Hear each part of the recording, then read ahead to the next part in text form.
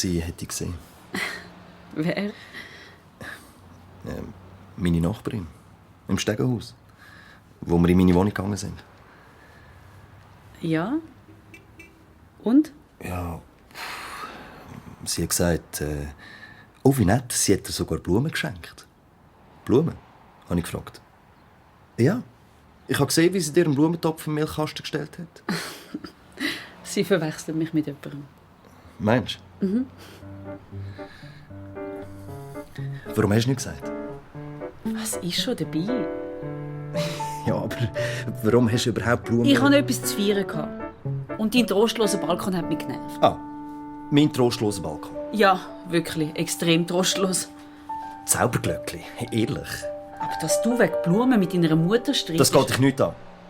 Weder mein Balkon noch meine Mutter noch sonst irgendetwas ist dein Problem. Kapiert?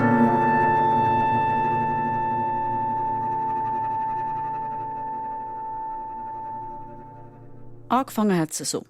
Ich hocke auf meinem Balkon, mörgeln, streiche Erdbeergumpfi auf mein Brot, trinke einen Kaffee. Dann schaue ich über zum Balkon auf der anderen Strassenseite. Sie dort hin. Die hockt häufig draussen auf ihrem Balkon. Die lässt ihre Katze auf den Tisch aufgumpen. Ein richtiger Stubenhocker, das sehe ich schon von weitem. Also, Katze meine ich, nicht sie. Wie der sein Staubtuch ausschüttelt. Steht dort auf seinem Mini-Balkon und wedelt mit dem Tüchli, als wäre der König, der seinem Volk zuwinkt. Arme Katze. Ja, die hat sicher nie eine Maus zwischen den Zähnen. Jagt Wollenklüngel und frisst Büchsenfutter. Das geht gar nicht. Er hat keine einzige Blume auf seinem Balkon. Ich könnte natürlich wegschauen. Aber das ist gar nicht so einfach. Sein Balkon ist ja direkt vor meiner Nase. Ich laufe ums Nachbarhaus herum. Einfach so, im Vorbeigehen. Die hat weder einen Katzenstegen noch ein Katzentürli. Ja, das Fenster zu der Wäschküche steht zwar offen, aber ich musste es genauer wissen.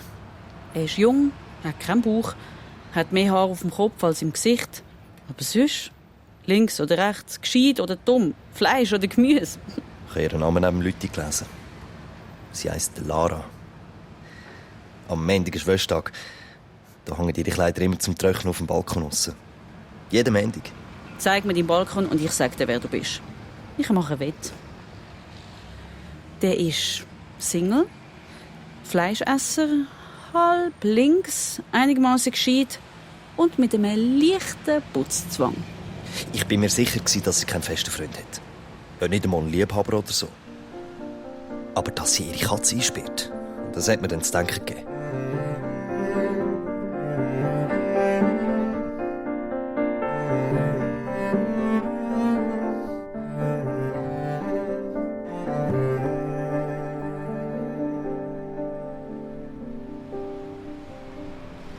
Ich hocke also auf meinem Balkon draussen, esse mein Konfibrot, schaue über zum Balkon von meinem Nachbarn.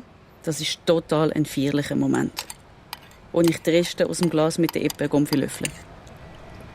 Ich hatte einmal eine Katze, als ich noch ein Kind war. Sie hat Nero geheissen. Sie war ganz schwarz, ohne ein einziges weisses Fleckchen. Schwarz wie Kohle. An dem Tag nämlich, wo mein Freund aus unserer gemeinsamen Wohnung ausgezogen ist, bin ich auf den Markt gegangen und habe einen ganzen Korb voller Erdbeeren gekauft. Der Nero ist irgendwann nicht mehr heimgekommen. Und gleich darauf hat dann eine andere Katze vor unserer Haustür gelärmt. Sie war auch fast ganz schwarz. Aber eben nur fast. Auf der Brust hatte sie einen weißen Fleck. Als ich mit diesen Erdbeeren in die Wohnung zurückgekommen bin, ist, wie abgemacht, mein Freund weg. Fort, verschwunden. Die Wohnung war fast leer und an der Wand hatte es kein einziges Bild mehr. Ja, ich habe nicht lange überlegt. Ich habe einfach die neue Katze unter den Arm geklemmt und mit Wasserfarbe den weißen Brustfleck schwarz übermalt. Über die Erdbeeren sind Fruchtflüge herumgeschwirrt. Und ich habe mich gefragt, woher kommen die eigentlich? Hocken die schon in den Erdbeeren drin? Oder lauern die irgendwo in der Küche? Oder kommen die zum Fenster rein zu fliegen? Wenn amix der neue Nero vom Jagen zurückgekommen ist, musste ich seinen Brustfleck wieder übermalen. Mit der Zeit ist die Katze schon freiwillig zum Farbkasten getrottet, hat sich auf den Rücken gelegt und das Ritual über sich gehen.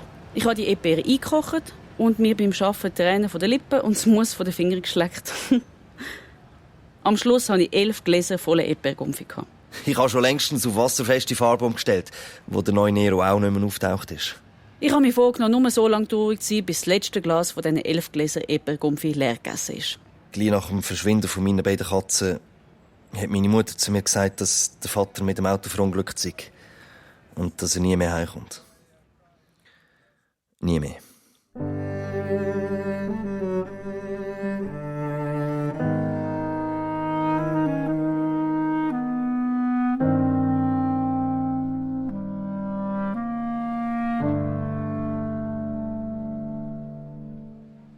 Es ist soweit. Fast ein Jahr lang hat es gedauert. Das letzte Glas ist leer. Ja, zuerst verschwindet die eine Katze, dann die andere und dann der Vater. Ich war 9 Jahre alt und ich habe mir überlegt, ob es echt mit mir zu tun hat, dass alle weggehen und nicht mehr heimkommen. Ich habe mir Blumen gekauft, um das Ende meiner Tourzeit zu feiern. Und beim Überschauen ist mir dann die Idee gekommen, meinem Nachbarn einen Topf mit Zauberglöckchen in den Milchkasten zu legen.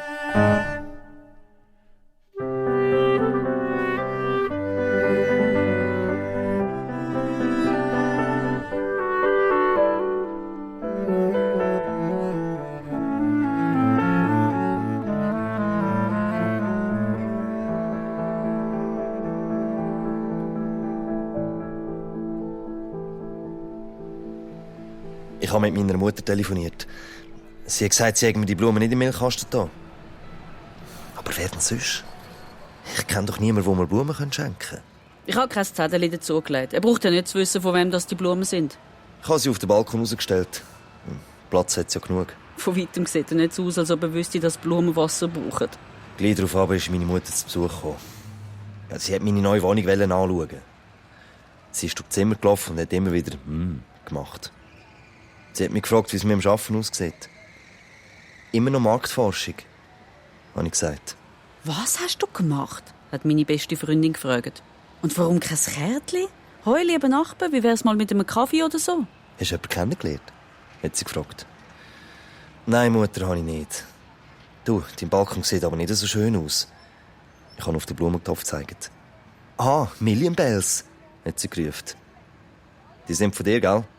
«Gib's zu.» «Nein, ich habe dir schon am Telefon gesagt, ich weiss nichts von diesen Blumen», hat die Mutter behauptet. Und dann noch angehängt, «Pass ist aber dann nur auf, dass sie nicht alle Blütenstaub in die Wohnung reinkutten.» Bevor ich etwas sagen konnte, hat sie mich angeschaut und gesagt, «Marktforschung. Oh, wenn das der Vater wüsste.» Und von denen weg habe ich nur noch gewünscht, dass sie wieder geht. Ich habe mir vorgenommen, irgendwann einmal denen rufen und sagen, «Hallo Nachbar, wie geht's mit den Blumen? Die sind nämlich von mir. Ich wohne gerade vis-à-vis. Und vor kurzem habe ich das letzte Glas Gomfilet gegessen, wenn du weisst, was ich meine.» Hey, es ist gut, allein zu leben. Nein, wirklich. Ich bin ein Einzelkind. Ich bin mir gewöhnt, dass niemand da ist. Und die blöden Blumen können mir gestohlen bleiben.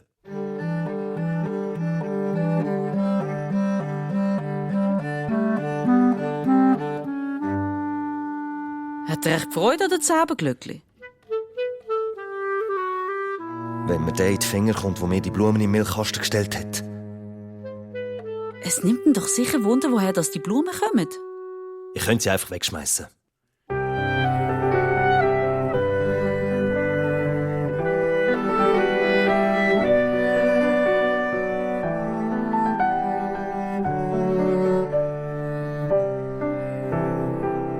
Und dann hat es an meiner Tür geläutet.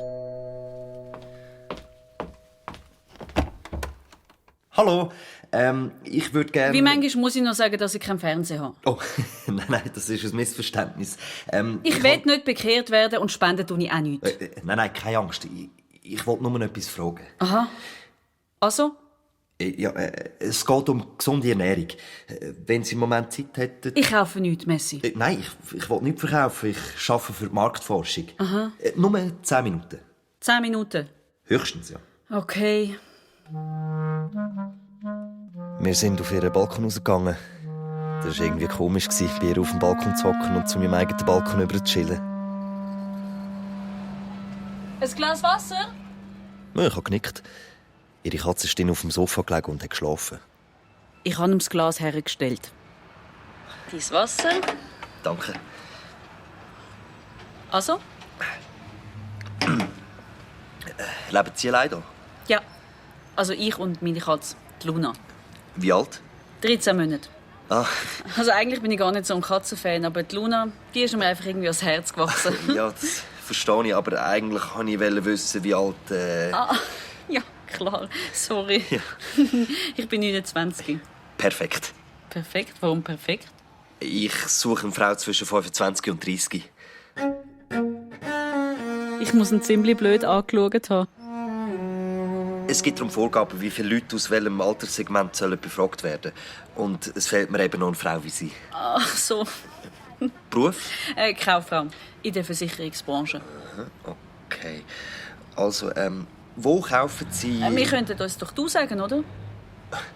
Ich bin der Markus. Ich heiße Lara. Schläft deine Katze den ganzen Tag? Ich habe sie geschenkt bekommen von meiner besten Freundin. Als Trost, wo mein Freund ausgezogen ist. Seither liegt mein Trost auf dem Sofa und fuselt den ganzen Tag. Ich hatte auch mal eine Katze als Kind.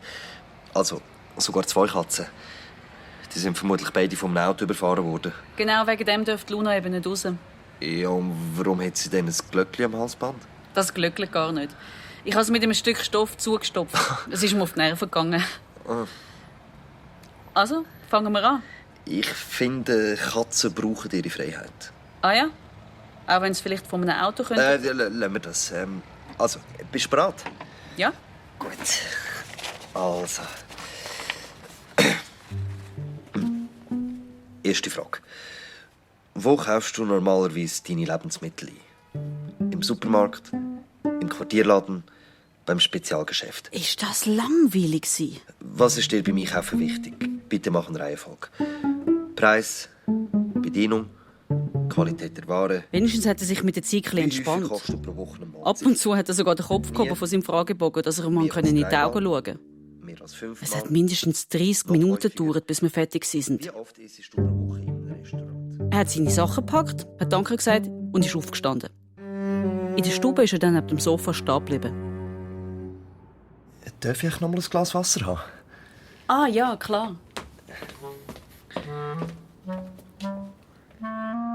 Ich habe die Katze vom Sofa genommen und sie gerade in meine Tasche stecken, wo die Lara wieder auftaucht ist, mir das Glas in die Hand drückt und gesagt hat: So ein Fullpelz, man bringt sie wirklich fast nicht wach. Ich habe gesagt, ich will mir auch wieder mal eine Katze zutun und hat Luna aufs Sofa zurückgelegt. Ja, aber das hat noch Zeit. Aha, so. Ja, ich sollte dann langsam wieder mal. Ich habe die Tür aufgemacht und der Markus hat gesagt: Wir sind übrigens quasi Nachbarn. Ich wohne auch hier im Quartier. Aha, habe ich nur machen. Und er? Also, ciao. Und merci noch einmal.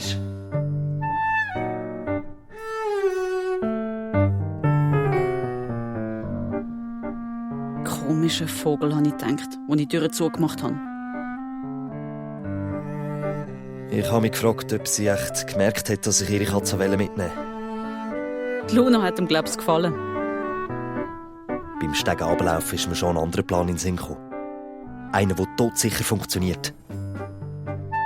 Habe ich gemeint. Am Montag darauf ist die Luna verschwunden. Ich war unten in der Wäschküche und als ich zurückkomme, liegt sie nicht mehr auf dem Sofa. Ich habe sie überall gesucht. Es war ganz einfach. Ich habe Lara durch die Fenster vom Stegenhaus gesehen, mit dem Wäschkorb runtergehen. Ich habe in der obersten Wohnung geläutet. «Ein Päckchen für die Lara, ich lege es vor ihre Türe.» Es hat gesummt, die Tür ist aufgegangen, ich bin aufgesprungen, die Wohnungstür von der Lara war offen. Ich habe die Katze gepackt, sie in meinen Rucksack gesteckt und bin wieder rausgeschlichen. Die Wohnungstür habe ich extra nicht ganz zugetan. Und die Haustür natürlich auch nicht. Ja, ich weiss. Es ist meine eigene Schuld, habe ich zu meiner Freundin gesagt. Die Tür war offen, als ich raufgekommen bin. Obwohl ich hätte wetten können. Und als ich runterkomme, war die Haustür auch nicht zu. Komisch. Aber ich habe nichts Böses gedacht. Nur das. Die Luna ist weg. Verschwunden. Ich bin mit dem Velo zu dieser grossen Wiese rausgefahren. Die Katze war noch ein bisschen groggy, als ich sie aus meinem Rucksack gefischt habe. 2 Tage später ist die Luna immer noch nicht wieder aufgetaucht. Ja, ich denke, die findet den Weg dann schon wieder zurück. Wenn sie überhaupt wieder zurück will. Ich bin durchs Quartier gezogen und habe überall «Vermisst wird» Zettel angeklebt. Ich war schon auf dem Heimweg, als ich dem Markus begegnet bin. Hey, Lara. Hoi. Ciao, Markus. Ich habe ihm ein Zettel in die Hand gedruckt. Ah ja, ich habe es gesehen. Arme Luna. Schaust du ein bisschen um? Die kommt schon wieder zurück. Ganz sicher. Mal schauen. Und bei dir? Was läuft so? Oh, nichts Besonderes. Deine Marktforschungsarbeit? Das mal geht zum Shampoo und Badezusatz. Oh, das klingt spannend. Ja, gell. Du, ich hätte zwischen zufällig auch gerade einen Fragebogen dabei. Ja, wirklich? Name? Markus Zürcher, Alter? 30. Ledig, geheiratet, geschieden, verwitwet. Ledig. Ich bin Single. Beruf? Wirtschaftsforscher. Hast du schon mal wegen einem Haustier gebrüllt? Hallo? Markus, bist du noch auf Empfang? Das ist jetzt ein komischer Fragebogen, oder? Hast du gebrüllt, wo deine Katzen überfahren worden sind? Ich weiss nicht. Wahrscheinlich schon. Ich war ja erst 9.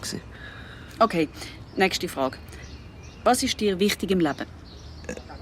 Was mir wichtig ist? Ja, so dein grösster Wunsch. Zum Beispiel einen gerechten Lohn für alle. Dass es keinen Krieg mehr gibt. Ja. Ja, alles. All das so ein bisschen. Okay, ich mache ein Kreuzchen bei «Weiss nicht». Und du? Hast du auch brüllen? Von was redest du jetzt? Ja, wegen der Luna, weil sie verschwunden ist. Ja, vor lauter Ärger, weil ich so blöd war, die Tür offen zu lassen. Und jemand ausgerechnet dann die Haustür nicht zugemacht hat. Du, ich glaube, ich sollte jetzt langsam. Ja, sorry, ich wollte dich nicht aufhalten. Ich denke darüber nach. Über deine Fragen und so. Gut, also dann. Ja, gut. Kaum hat er es gesagt, hat er sich auch schon umgedreht. Und ist ab, als wäre die Polizei hinter ihm her. Und falls meine Katze irgendwo siehst, Pause! Ich habe mich noch einmal nach ihr umgedreht und genickt und gewunken. Als ich ihn gesehen habe, dort stehen und winken, ist so ein Gefühl durch mich durch. So eine Ahnung, so ein... Ich weiss nicht was.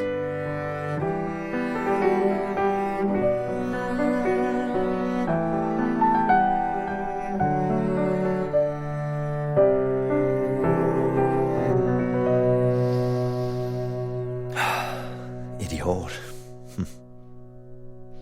Wie die geschmeckt haben. Ich tippe auf Rosen. Ja, man wird zum Spezialist für das Zeug. Rosen, Vanille, Flieder, Lavendel. Welcher Duft ist Ihre Liebste? Eher flüssig oder cremig? Ohne, mit wenig oder mit viel Schaumentwicklung? Er ist schüch und irgendwie doch nicht. Und wie nicht Luna auf seinem Arm gehabt hat. Irgendwie herzig. Und als ich ihn gefragt habe, was sein grösster Wunsch ist, er hat ja immerhin ernsthaft darüber nachgedacht. Es dreht mir die ganze Zeit im Kopf. Ich habe ihre Katze entführt. Ich habe sie einfach so gestohlen und ausgesetzt. Ich weiss gar nicht, warum habe ich das überhaupt gemacht? Geht das wirklich so einfach? Deine Trauerzeit ist gerade beendet. Es läutet einer an deiner Tür. Ihr trefft euch zufällig wieder. Dann trinkt ihr vielleicht mal einen Kaffee zusammen. Ihr findet euch nett. Dann schon ein bisschen mehr als nett und so weiter. Also ich bin ja nicht verliebt, nein. Das komische Gefühl im Bauch, das ist nicht wegen Schmetterling. Eher vor lauter Angst, dass alles auskommt. Plötzlich ist etwas wie ein Blitz durch mich durch. Warum will sie eigentlich wissen, was mein grösster Wunsch ist? Der Markus, der sich nochmal nach mir umdreht und winkt. Mein Nachbar, der sein Staub durch ausschüttelt. Drum das seltsame Gefühl, so wie ein Déjà-vu. Es könnte ja sein, es bedeutet, dass ich ihr sympathisch bin. Dass ich das erst jetzt checke. Der Markus ist mein Nachbar, dann auf dem Balkon. Ich komme mir vor wie ein Doppel. Aber ich bin mir ganz sicher, dass ich nicht verliebt bin. In dem Fall habe ich ja ihm kürzlich einen Blumentopf mit Zauberglöckchen in den Milchkasten gelegt.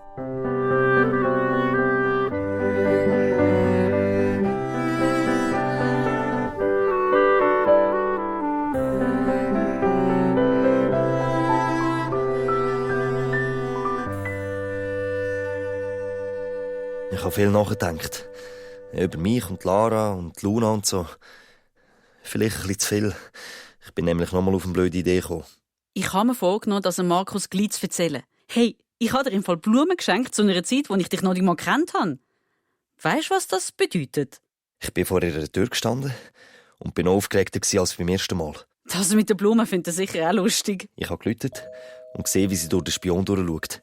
Der Markus mit einer Katze im Arm. Sie hat die Tür aufgerissen. Er hat mir eine Katze vor die Nase gestreckt.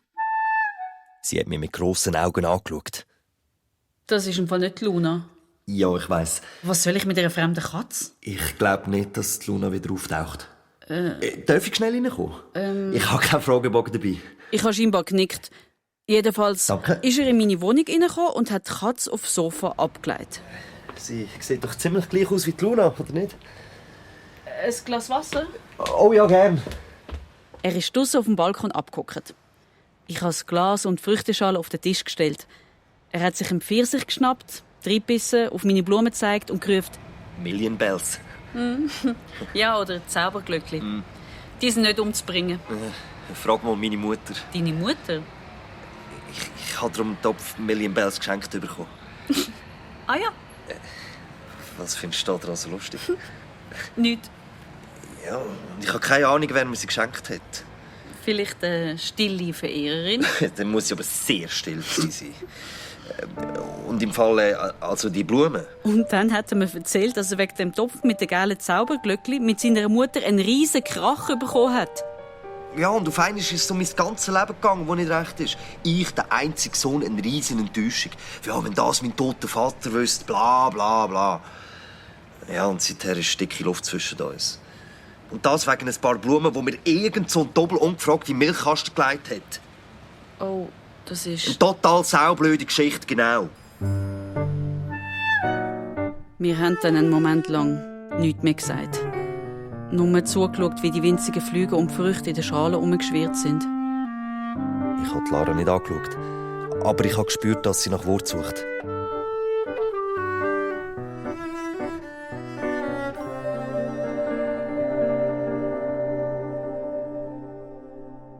Ich muss es ihm sagen. Und zwar jetzt. Markus, die Blumen sind von mir. Ich habe sie dir im Milchkasten gelegt. Die Story von meiner Mutter ist ihr scheinbar schräg hineingekommen. Sie denkt sicher, ich habe irgend so einen Psychoschaden von wegen Muttersündli.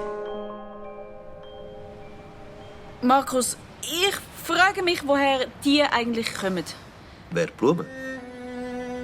Ich habe auf den Tisch gezeigt. Früchte? Die Flugviecher da. Woher die kommen? Ja, und woher die wieder verschwinden. Kaum ist amigs die letzte Frucht gegessen, sind sie wieder fort. Schwupp, weg. Ja, das stimmt. Das ist komisch. Weißt du's? Ich vermute, die Flügellarven sind in den Früchten.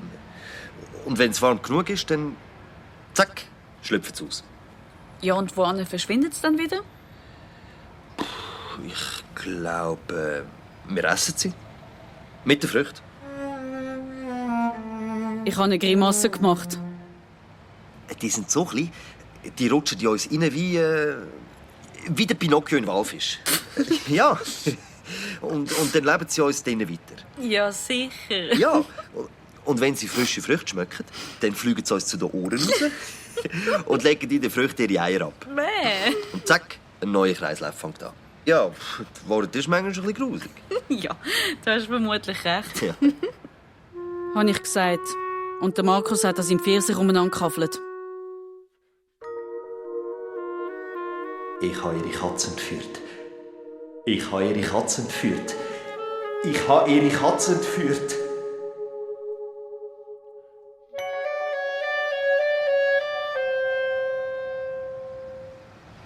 Warum hast du mir eigentlich nicht gesagt, dass wir Nachbarn sind? Habe ich nicht?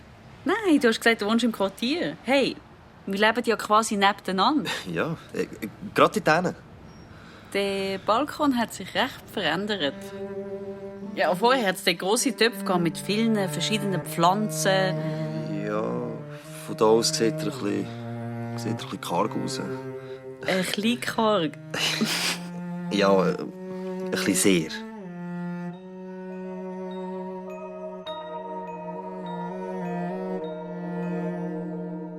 Er muss doch nur 1 und 1 zusammenzählen. Meine Zauberglöckli, seine Zauberglöckli, der leere Balkon.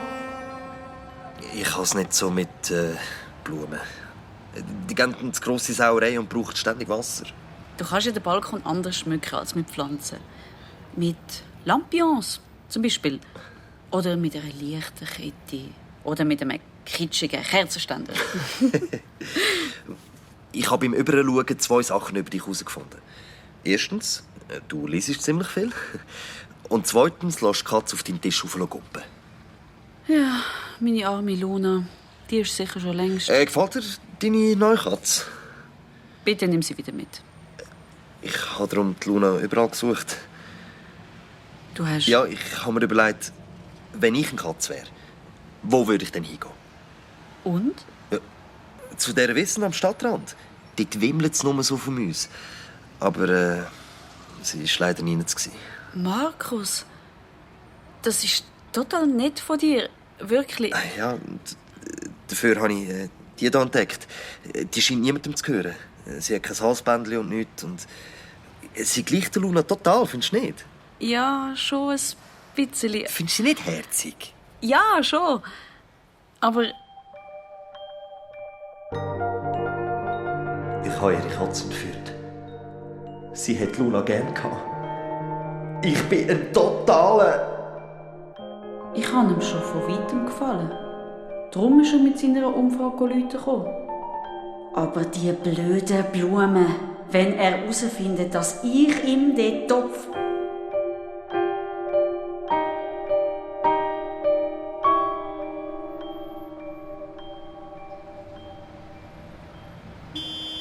Was denkst Nicht. Und du? du? Auch nicht. Und Marktforschung ist spannend. Ja, geht so. Bist du eigentlich Veggie? Oh nein, gar nicht. Du schon? Ja. Links, Mitte, rechts. Zentrales Mittelfeld. Also Freisinn. Nein, beim Shooten. Ah, okay. Aber ich bin vor allem auf der Ersatzbank. Ich sage mir jetzt einfach ganz direkt, dass ich die Blumen in seinem Milchkasten... Ja, in dem Fall nehme ich sie besser wieder mit. Wir sind gleichzeitig aufgestanden. In der Stube ist die Katze auf dem Sofa gelegen und hat gefuselt.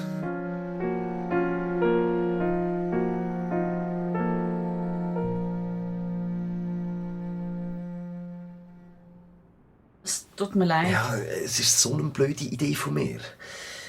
Man kann ja nicht einfach... Ich will keine andere Katze. Logisch. Okay. Ich habe die Katze vom Sofa aufgelöpft. Sie hat sich scheinbar schon ziemlich wohl gefühlt. Die Lara hat mich angeschaut und gesagt... Sie ist wirklich eine Herzige. Ja, schon noch, gell? Also komm, lass sie mal pfusen. Wenn sie zur Wohnung raus möchte, dann mache ich die Türen auf. Und wenn sie nicht raus will, dann bleibt sie halt bei mir. Okay. Aber du musst jetzt nicht wegen mir... Nein, ist gut. Ich finde es total nett von dir. Wirklich. Lara, ich habe deine Katze gestohlen. Hörst du meine Gedanken nicht? Ich habe deine Katze gestohlen. Und jetzt denkst du, ich sei ein Held, weil ich die Luna so lange gesucht habe. Dabei... Ist alles okay bei dir? Ja. Du, ich hätte zufällig noch einen Fragebogen dabei. Über Shampoo und Duschmittel und so. Raus.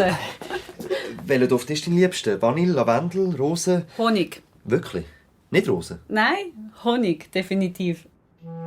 Er hat die Türen aufgemacht. Du, ich bin die ganze Zeit am Studieren, was mir wichtig ist. Also, was mein grösster Wunsch könnte sein. Und? Ich weiss es eben nicht so recht. Aber ich sag's dir dann, wenn ich es herausgefunden habe. Okay, gut. Ciao. Und bis gleich. Ich habe die Türen zugemacht. Die Katze auf dem Sofa hat keinen Wank gemacht. Ich bin neben ihr abgehockt und habe so laut geseufzt, dass sie kurz zu mir raufgeschaut hat. Dann hat sie die Augen wieder zugemacht. Zuerst das eine und dann das andere. Ich wäre am liebsten Markus hinten reingegangen und hätte ihm alles gesagt. aber dann gleich auch wieder nicht. Darum bin ich einfach hocken geblieben und habe zugeschaut, wie meine neue Katze friedlich schläft.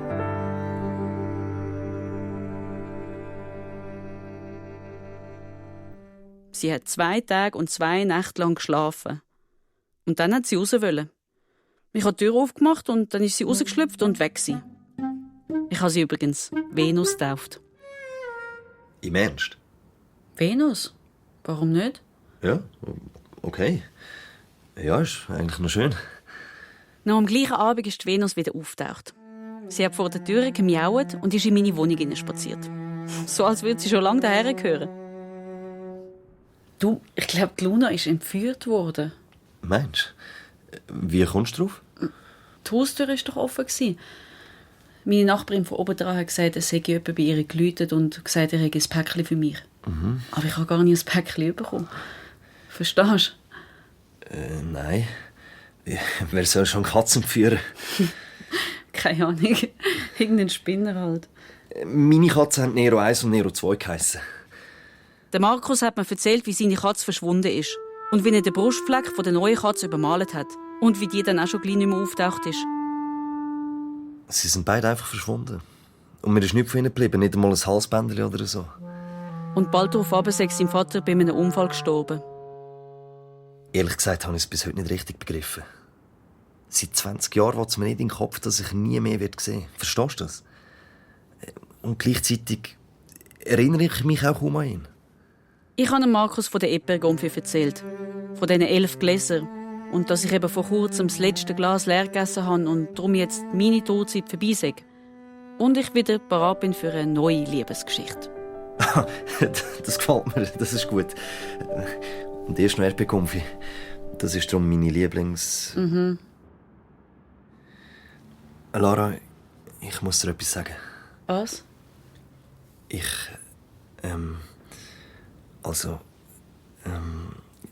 Deine Katze, die Luna. Was ist mit ihr? Ich kann nur sagen, dass ich... Ja, eben... Du musst mich jetzt richtig verstehen. Ich wollte sagen, also... Was ist los? Wenn du möchtest, dann baue ich einen Katzenstegen für die Venus. Von deinem Balkon ab in den Garten. Oh, das ist nicht von dir. Aber ich weiss nicht... Ja, du musst einfach im Haus fragen, ob alle einverstanden sind. Die Nachbarn haben sicher nichts dagegen. Und die Hausverwaltung vermutlich auch nicht. Also gut. Lara, ist heute Abend schon etwas los? Nein, noch nicht. Wir könnten ja zusammen etwas kochen. Was meinst du? Bei mir daheim. Ich habe ein paar Sachen gepostet.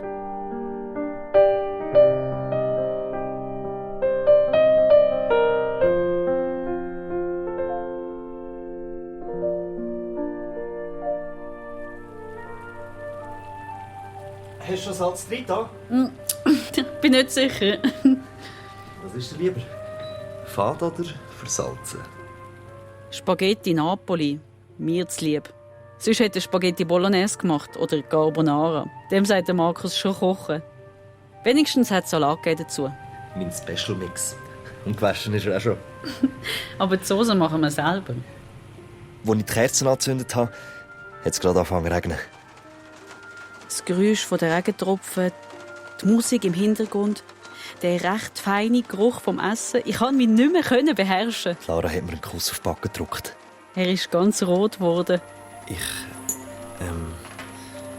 Hast du kein Parmesan? Ich habe eine Flasche Wein aufgemacht. Auf einmal musste ich an die Geschichte mit seinem Vater denken. Ich wollte jetzt lieber nicht darüber reden. Ich habe probiert, die Farbe von seinen Augen herauszufinden. Ohne ihn anzustarren. Es war alles so leicht, so einfach. Ich hätte mir vorstellen, dass wir ewig zusammen sind und nie Streit bekommen. Ich habe bei ihm übernachtet. Dein Heimweg ist viel zu lang und zu gefährlich. Die Venus wird es mir schon verzeihen.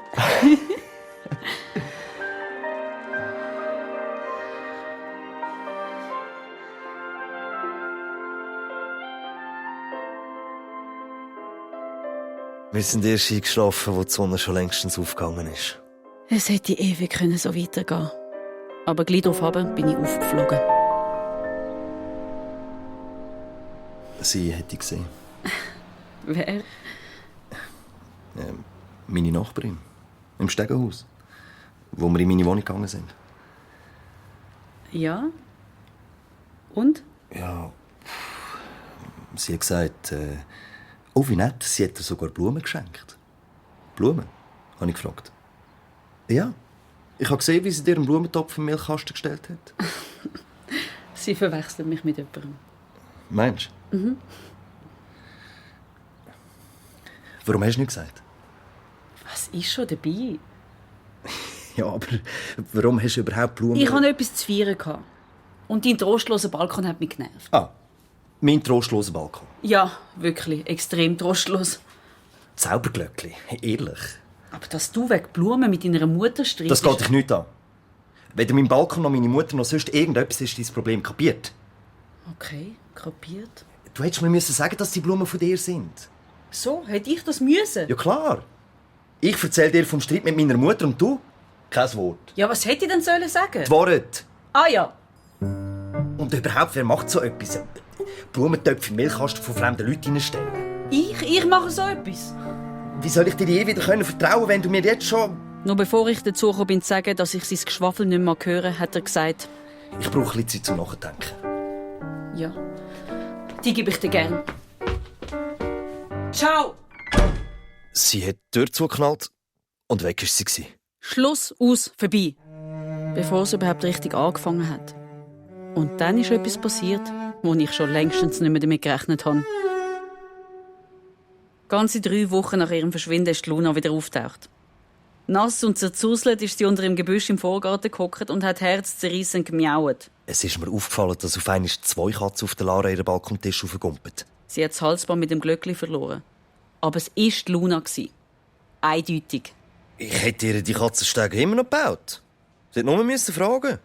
Ich wollte ja gar nie eine Katze wollen. Jetzt hatte ich 2. Und der Markus ist fast den ganzen Tag auf dem Balkon draussen und tut so, als würde ich mich nicht sehen. Die schaut kein einziges Mal zu mir rüber. Ja, sonst würde sie doch merken, wie sich mein Balkon verändert hat. 2 Katzen waren mir eindeutig zu viel. Es hat an meiner Tür geläutet. Ich bin dort gestanden mit der Venus im Arm und der Markus hat grosse Augen gemacht. Lara, hoi. Die Luna ist wieder zurückgekommen. Was hätte ich sagen? Ich habe nach Wort gesucht und sie hat mir einfach die Katze entgegengestreckt. Nimm du die Venus. Du hast doch gesagt, du willst mal wieder eine Katze. Also. Willst du geschwind reinkommen? Nur mal ganz kurz. Okay. Sie hat Venus ganz vorsichtig auf mein Sofa gelegt. Er hat Wasser geholt. Oder willst du lieber einen Kaffee? Nein, Wasser ist gut. Wir sind draussen auf dem Balkon abgehockt. Die Zauberglöckli haben schlimm ausgesehen. Sie hat die Blumen ziemlich vorwurfsvoll angeschaut. Auf dem Tisch ist eine total schwarze Banane gelegen. Und Fruchtflüge sind drumherum geschwirrt. Hast du gesehen? Der Markus hat seinen Balkon geschmückt. Mit farbigen Lampions, einer Lichterkette und einem Kerzenständer, wo er noch so Zeugs dran gehängt hat. Und? Gefällt's dir? Ich habe genickt und mein Glas Wasser im Blumentopf hineingeleert. Ja, das kann sicher nicht schaden. Und deine Mutter? Ah, ist alles okay. Wir haben telefoniert. Du wirst sie dann schon noch gerne bekommen. Was? Die Venus. Ah, ja. Ja, kann schon sein. Ich hätte am liebsten gesagt, wir könnten doch noch mal von vorne anfangen. Lara, es tut mir wirklich leid, was passiert ist. Mir auch. Vergessen wir es einfach. Ich hätte es dir wirklich sagen sollen.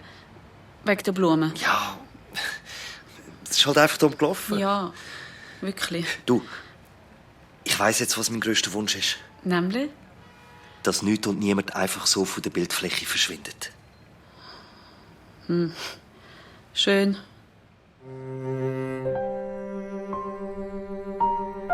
Ich habe Lara angeschaut und wieder so ein Gefühl im Bauch. In diesem Licht sind seine Augen ganz leuchtig grün. Wir haben geschwiegen. Ich bin irgendwie richtig verlegen geworden. Sie hat umgeschaut und mit dem Finger das Glöckchen bewegt, das ich am Kerzenständer angebunden habe. Es hat nicht geläutet. Mir ist es heiß und kalt geworden. Ich habe den Markus angeschaut. Und dann nochmal mit dem Finger gegen das Glöckchen geschlagen. Ich bin so ein Doppel. Ich habe das kleine Stück Stoff aus dem Glöckli rausgeknübelt und ihm unter die Nase gekippt. Ich habe gar nicht erst probiert, mich rauszuschnurren. Die Luna hat mir leid getan, weil sie nie raus hat dürfen. Hey, sag mal, spinnst du eigentlich? Ich weiss selber auch nicht genau. Hey, und mir wirfst du vor, dass ich die Blumen geschenkt habe? Ja, sorry, es tut mir ja wahnsinnig leid, aber sie ist schon wieder zurückgekommen. Du spinnst total, Markus, ehrlich. Sie hat Bananen genommen und übers Balkongeländer geschmissen. So, Im nächsten Augenblick sind alle Fruchtflüge verschwunden gewesen. das wär's dann endgültig gewesen mit uns. Die Venus ist auf den Tisch aufgekumpelt. Sie hat zuerst mich angeschaut, dann die Lara. Sie hat sich genau in der Mitte vom Tisch eingerollt und hat zuerst das eine Auge zugetan und dann noch das andere. Die Lara hat noch einmal die Venus gestreichelt, ist aufgestanden, ohne mich anzuschauen. Und ist ohne ein Wort zu sagen zur Tür raus verschwunden.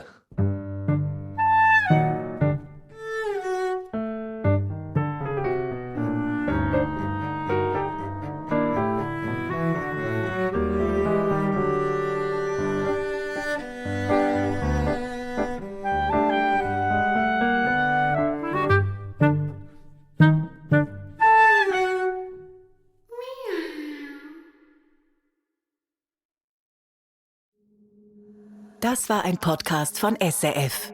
Produziert im Auftrag der SRG.